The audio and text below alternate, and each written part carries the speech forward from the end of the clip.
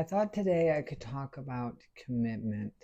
And what I really want to talk about is commitment, like outside, commitment within dating. But I also thought I could just talk about, just to start it off, commitment in general in our life. And I think when we're thinking about something within our life that we're trying to create, or something we would like to happen into our life, that's like a situation, or like we want to, like, I don't know, maybe play open mics, or we're working towards becoming better at something.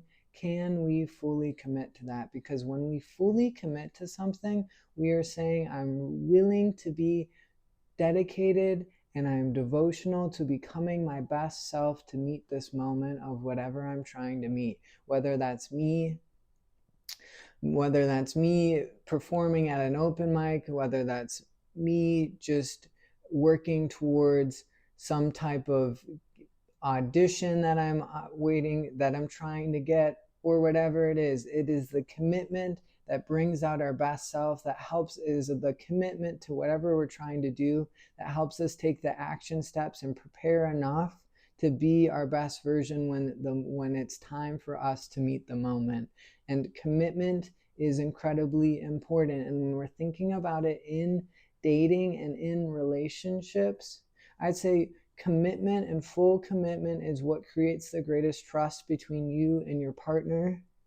That trust that you build through your both being fully committed to each other is what creates the greatest security or safety for you to fall deeper and deeper in love with each other. And if we're not willing to fully commit to a person, it's a question to ask ourselves: why do I not feel willing to fully commit to this person? Do they not feel like the right person for me to be dating or for me to be in a romantic relationship with? Or is there something they do that makes me feel unsafe? And is it really someone that maybe I should be spending less time with rather than more time with? Or do they just feel like someone who isn't quite right for me? And I'm trying to cover up how they're not quite right by either dating other people at the same time, or by just being half committed to this person while thinking, while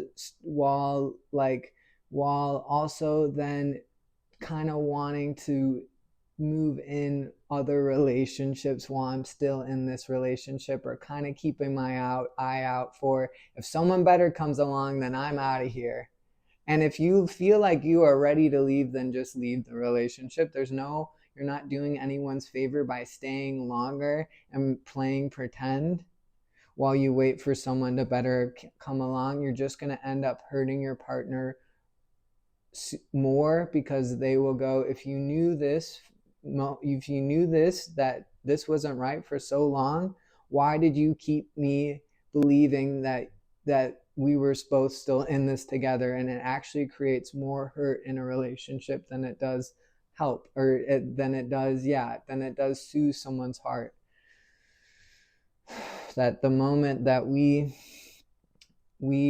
know this relationship is no longer working for us, if we then let that partner know and then start to take action of moving away from that relationship, is when people are going to be hurt the least from the ending of a relationship. It's when we stay longer after we knew it was already over, and when we play pretend because we either don't want to fully face the truth, or are afraid of how our partner will receive it, or just don't like to disappoint people. That is actually going to create more hurt, because the person on the other side of the relationship will feel like they were fully in it and you weren't, and they will be hurt by that more so than if you were just upfront when you started to become aware of, this relationship is no longer working for me.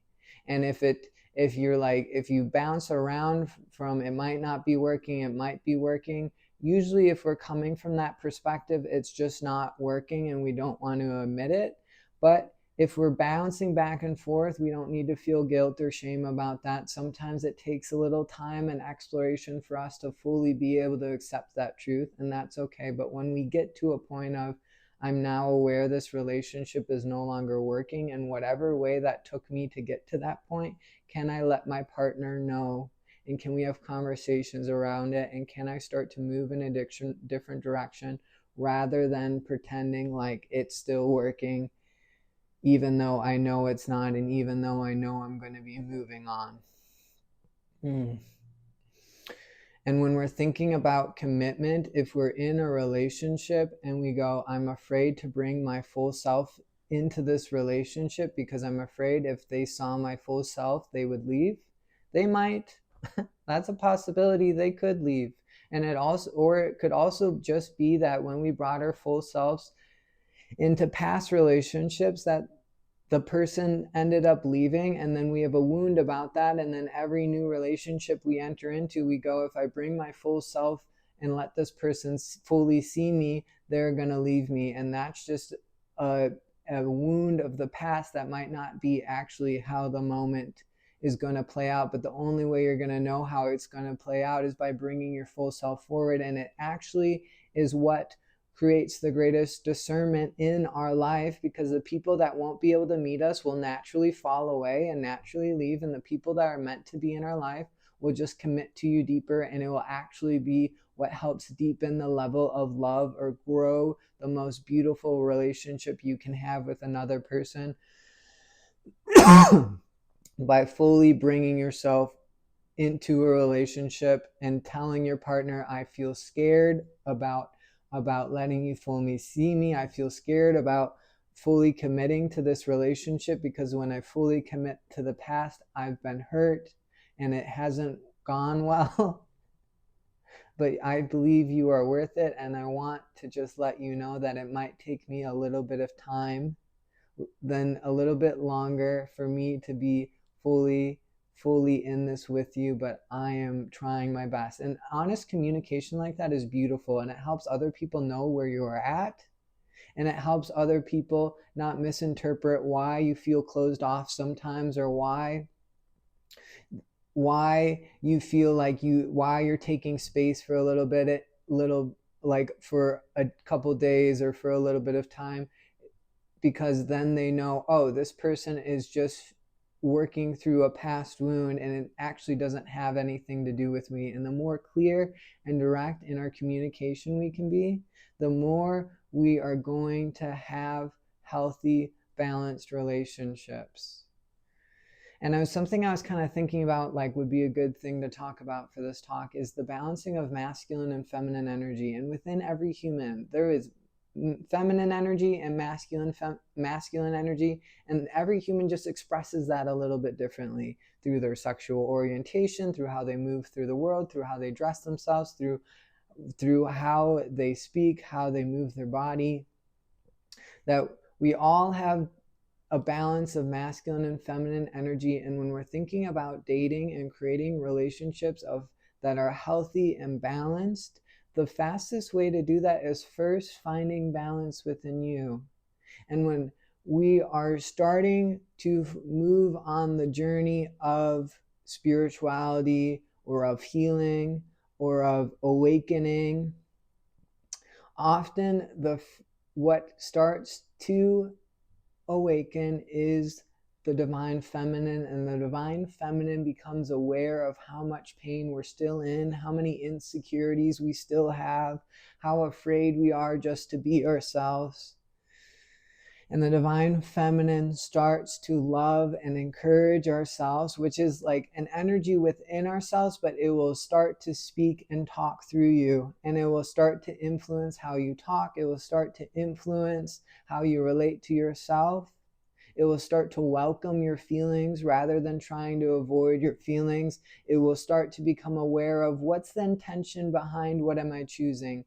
Am I scrolling on my phone because I don't want to feel how I feel, or am I scrolling on my phone because I'm trying to find this use, where I'm trying to discover something useful about, I don't know, about a recipe that I haven't found in the recipe above. And like being intentional of how am I moving through my day. And that is all the feminine. The feminine is what is the reason behind what am I choosing. And how am I feeling internally, and can I welcome those feelings rather than push them down? Can I welcome my pain? Can I welcome my insecurities rather than push them down? And the feminine learns to love and encourage us and compliment ourselves no matter how we're doing, no matter how right or wrong we feel like we're getting life. The feminine goes, you're doing amazing, amazing, honey, and just keep on going. The feminine lives from care, love, and encouragement. And when we awaken that greater welcoming, caring, loving energy within us and become more aware of our intentions behind how we move and speak through our day, that feminine starts to love the unconscious masculine. And the unconscious masculine is the one that gives its power away to outside people, to outside careers or situations, thinking that if I get to date this person, if I get to be in, if I am able to manifest this career I've always dreamed of, if I am able to achieve what my goals are, then people will see me, validate me, respect me, love me, care for me, how I've always wanted to feel and have never felt in my life. And the unconscious masculine is always trying to check goals without thinking, is this actually how I want to check this goal? Like, it's trying to find a partner, have babies, build a home without thinking, is this actually the right person for me to do that with? Or it's trying to make a lot of money without asking ourselves, am I actually happy? And am I actually in the right career to make this money? Or is there actually something I could be doing that would be more fulfilling for me in this life? The divine masculine just tries to, or the unconscious masculine just tries to check boxes without thinking, is this actually right? Or am I actually being intentional about how I'm checking this box? And the feminine loves the unconscious masculine, and the unconscious masculine starts to turn towards the feminine, where it almost is like it has some of its attention towards its center and some of its attention towards the world. And our unconscious masculine, as we welcome that pain, and love our pain, love ourselves through that pain, love the pain, be grateful for the pain in general. The unconscious masculine starts to become a conscious masculine and say, how much more intentional can I be as I move through my day? How much more can I be? How much more safety and security can I create for the innocence and the love and the feminine within my heart, for that feminine to open up even more and more of its creativity, of its love, of its freedom? And the masculine, as it becomes more and more conscious, starts to sharpen its tools of honesty, directness, and discernment. It becomes the divine masculine of, I don't waste my time doing things just to please other people that are going to be unfulfilling for me. I don't move myself in relationships that I know aren't going to work in the long run. I'm not physically intimate with people who don't feel like they could handle that level of intimacy, or who don't feel like people I want to be fully committed to. And I'm discerning of, what am I attached to in this life? And if there's things that are swaying my choices, are those things that swaying my choices, are they swaying it to me cultivating greater well-being? Or are they swaying it for me creating greater toxicity, complication, and chaos in my life? And can I slowly detach or cut off my power that's sucking it away? Can I slowly detach myself from the things that are taking or draining my energy, or influencing me to choose things that are toxic or complicated, that are negatively serving my well-being? And can I choose that less and less as a way of creating more and more safety and harmony in my body, and also more safety for the feminine to fully open its petals, to fully express its greatest creativity, freedom, wildness as I hold it? And that's what the divine masculine does, is through honesty, directness, and discernment, it creates a container that allows the feminine to feel safer and safer to open even more of itself up to the masculine. And if we find ourselves being irritable, rather oftentimes irritability is an imbalance of the masculine, where the masculine is usually doing and never taking time to rest or recharge, or trying to overly get things done without being aware of how little energy it has, and then that gets expressed as irritability. And as we learn to balance out our masculine and feminine energy, we find balance in how we move through the world, which is I am active and I do things, but when I need to take a moment to rest my body or rest my energy, I take that moment, whether that's a 20-minute power nap, whether that's a longer nap, whether that's doing something that's restful. So if I sit all day, that's finding activity later in the afternoon that kind of balances out all that sitting energy that I do at my 9 to 5. Or if I'm really active during the day, then I find time to sit down to read a book. And I find balance in my life. And as I find balance in my life, I find balance in my masculine, feminine energy. And the balance is what heals any irritability that I'm experiencing, or that sometimes comes out of me. And if we find ourselves complaining is another masculine imbalance of, when we find ourselves complaining, we are not fully being either honest, direct, or standing up for ourselves in the way we should have in that moment. And sometimes things are going to happen that you're going to need to complain about a little. But if we find ourselves complaining regularly, we usually just were not fully honest and direct in a situation. And as we learn to be more honest and direct in moments, or to even circle back to a conversation and say, hey, like, this really bothered me the other day. Can we have a conversation about that?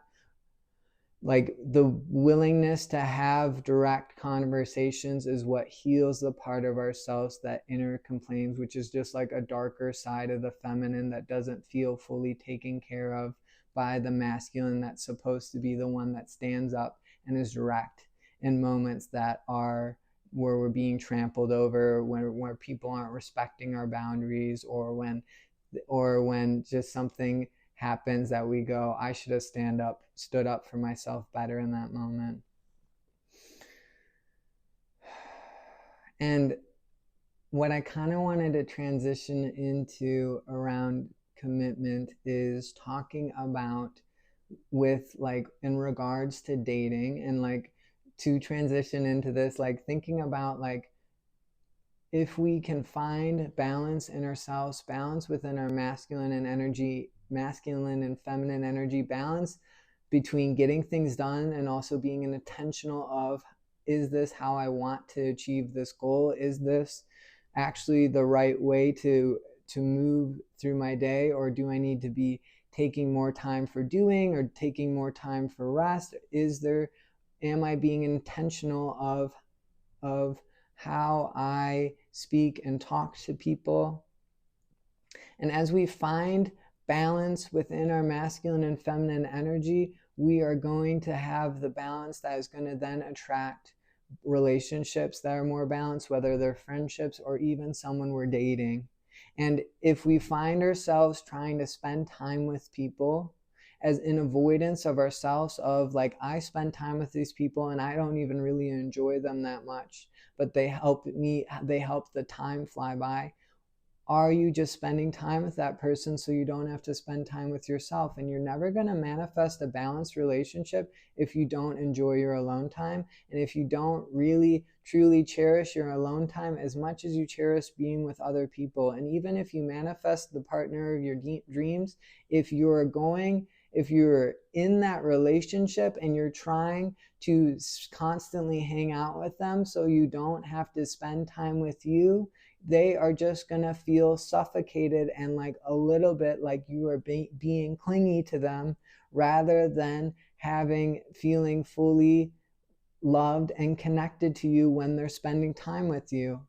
And we learn that it's important to find balance in my life, and it's important to find balance in how I move through my day, and also balance in if I'm spending a lot of time alone, can I make a little bit more time, or at least try to connect with people or spend a little time more with other people? If I spend all my time with other people, can I make sure that I'm still taking time to enjoy when I am alone and finding things to do that I enjoy doing when I'm alone?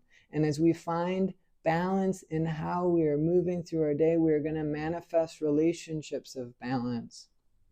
And if we can find our center in aloneness and we can enjoy our time in aloneness, aloneness is actually what helps grow wholeness within us, that then helps us manifest or attract the soulmate or the relationship of our dreams when we're thinking about a romantic partnership. And even our friendships will be healthier if we can enjoy spending time alone.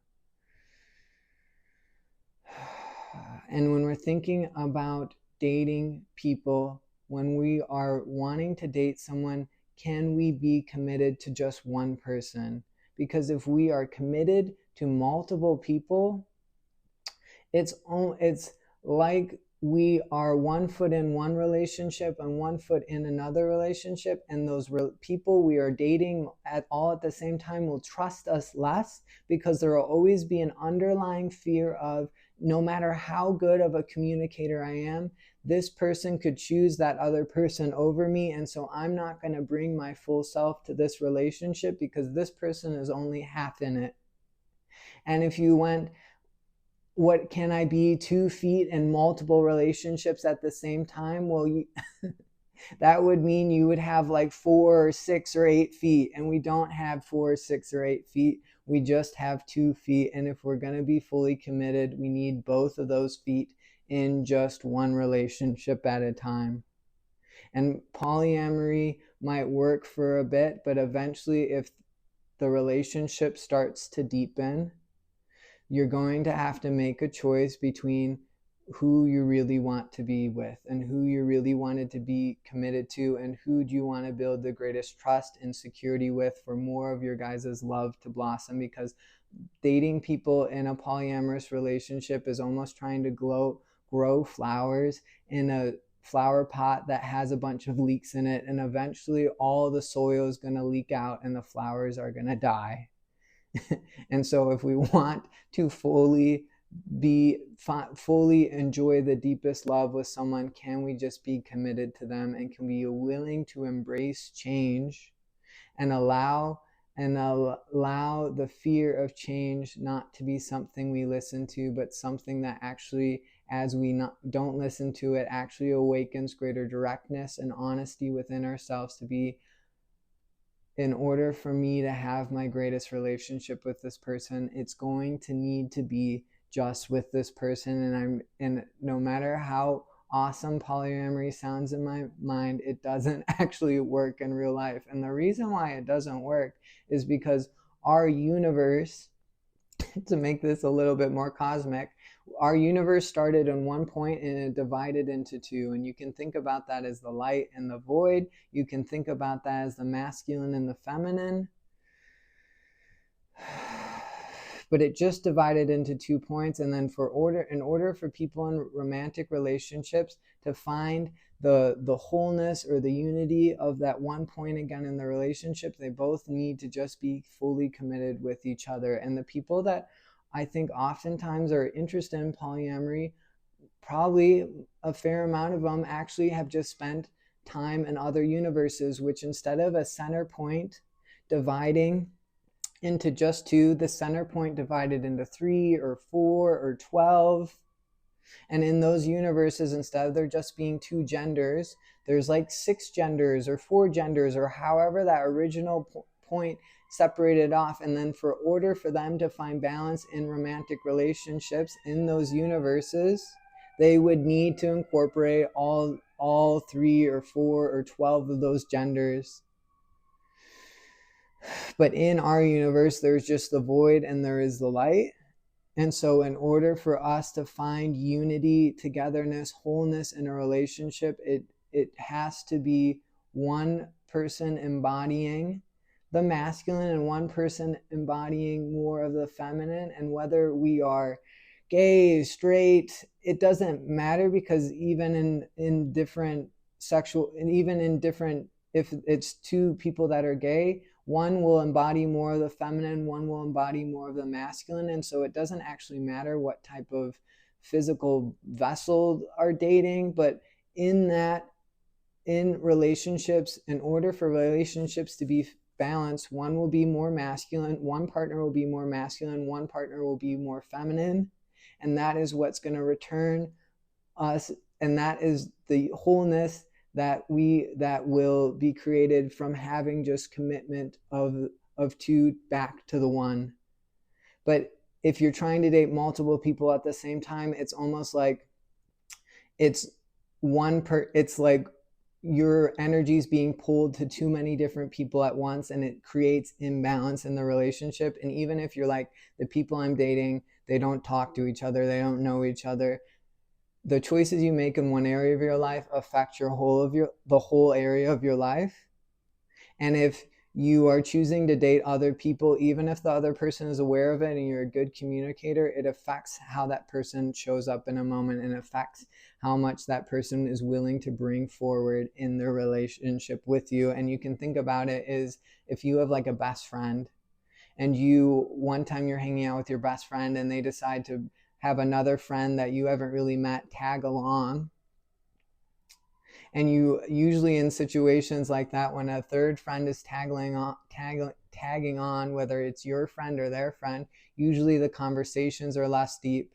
It's a little less personal, because there's a third person there that one person doesn't feel fully safe or secure with. And like in polyamorous relationships, even if those other people aren't meeting each other, it's almost like the ghosts of those people are in our relationship dynamics, and that person can feel all the other people you're connected to, and then doesn't feel fully safe to be vulnerable and as intimate as they could be, as if you were just committed to them. And being polyamorous is almost like, oftentimes it's like when we're dating someone and we find someone who maybe has some good qualities and some bad qualities. Like, let's say they're really good in bed and really good at holding you, but then they're not so good at emotional support, and one of your needs doesn't feel like it's being met, and you go, I know what will fix this. I'll just find another person who's good at the emotional support aspect of my relationship, with the relationship, and so then I'll have the best of both worlds. But that's almost like taking a leaky pipe that doesn't quite fit the pipe system below your sink, and trying to put a patch over it. And the pipe is still going to leak even if you duct tape it. And as every new leak that sprouts, you just find another person to put a patch over it. And it's like, can you just look that the pipe isn't working? And if we just took time to find a new pipe, we wouldn't feel like we need to date 3 or 4 other people to find balance. And if we feel like we need to date 3 to 4 people just to feel okay in the first relationship we started in the polyam, what if we just let that relationship go, we would actually remember that we would eventually see that relationship just wasn't right in the first place.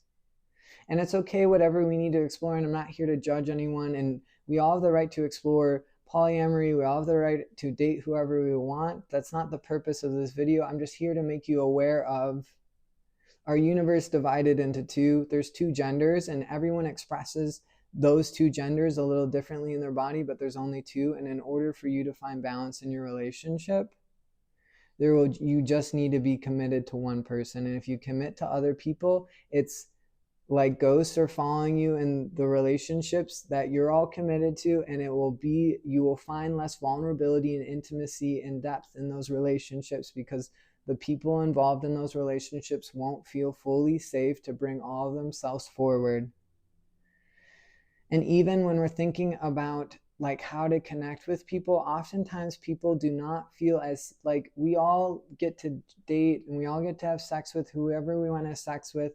But if we're thinking of like getting to know people because we're hoping they're going to have sex with us, people are going to feel less safe with you if they can feel that underlying desire or intention on why you're getting to know them. And the more we can get to know people just from general interest and curiosity and let go of our needs to date people or needs to have sex with people, like instead of leading with that, can we put that on the back burner and say, let me just see this person, no matter how beautiful they are, no matter how bubbly or joyous or awesome they seem, can I just get to know this person? And can I be willing to look at, is this someone I really want to commit fully to, or is it someone that feels more like they would be better as friends than a partner? Because when we're thinking about romantic dating or dating people, and when we're thinking about dating, the most safe thing for our innocence or the love within our heart is, if it ain't a hell yes, if it ain't a holy shit, this person's awesome, and this person lights me up and inspires me and cares for me in ways that I didn't even know was possible, and I do the same for them, and I feel as comfortable with them as I do passionate and wanting to rip off their clothes. If it ain't a hell yes, if it ain't like that, it's most likely a hell no. And most likely, there's sometimes, a lot of times, people end up dating people who are awesome friends and are just okay partners. And when we're thinking about dating, if it feels like someone that's like kind of a yes, or I don't really know, or they have really good qualities and some things they do that I really don't resonate with, can we just reserve that person to, if it's someone I like spending time with, then they can be my friend. And the more I can prioritize building community rather than finding a partner, the more I'm actually going to have a fulfilling life, and the more I will actually learn to value my alone time, which will create greater wholeness within me, which will then actually attract a partner that I would hope to attract. And you can dance with your friends, you can hold your friends, you can basically have just a deep relationship with friends as you can people you date. You're just not having sex with them, and you're not forming overly strong attachments to people who, if we fully committed to, that relationship would eventually fall apart, and then it would just be awkward or weird between us. And we all get to explore what we need to explore, and we all can and double check that truth as many times as we want. But I'm just here to help people be maybe a little bit more aware of, the more we can move slowly, the more we can get to know people, the less we can allow our desires for sex or desires to date people to influence how quickly we move into a relationship. The more safe and secure our innocence and our feminine will feel within our being, the stronger our masculine which will become, which is also will help create the safety for our feminine to meet that masculine. The more balance we will find in ourselves, the more harmony, ease, and simplicity we will find in our life. And love grows from simplicity. It doesn't grow from complication and chaos and stress and people getting overly attached and then hurt. And if we're finding a lot of complication in our relationships, it might be a sign that we're moving a little bit too quickly or constantly trying to chase the next person to date so we don't have to be with ourselves. And if we learn to be with ourselves, is what actually will help manifest the community of our dreams and the relationship of our dreams. So thank you for listening. I hope this helps.